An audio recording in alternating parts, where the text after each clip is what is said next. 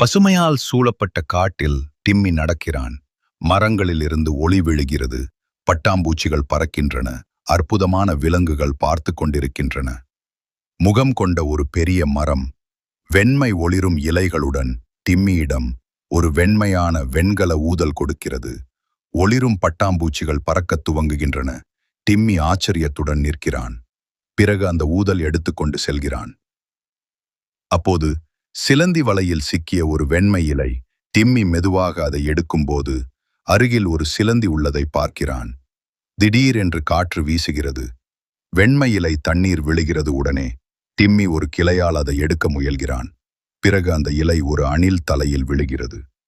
Timmy மெதுவாக அருகில் சென்று அமர்கிறான். திடீரென்று காற்றின் வடிவத்தில் காட்டில் புயலாக சுழல்கிறது. டிம்மி ஒரு கிளையை பிடித்து உறுதியாக நிற்கிறான். டிம்மி வெண்கல ஊதலை ஊதுகிறான். இலைகள் மிதந்து ஒளிர்கின்றன. காற்று புயல் மாயமாகிறது. காட்டில் ஒளி பரவுகிறது. மறுபடியும் பேசும் மரம். அனைத்து இலைகளும் இணைந்துள்ளன. டிம்மி புன்னகையுடன் நிற்கிறான். சுற்றிலும் விலங்குகள், பட்டாம்பூச்சிகள் மகிழ்ச்சி அடைகிறான்.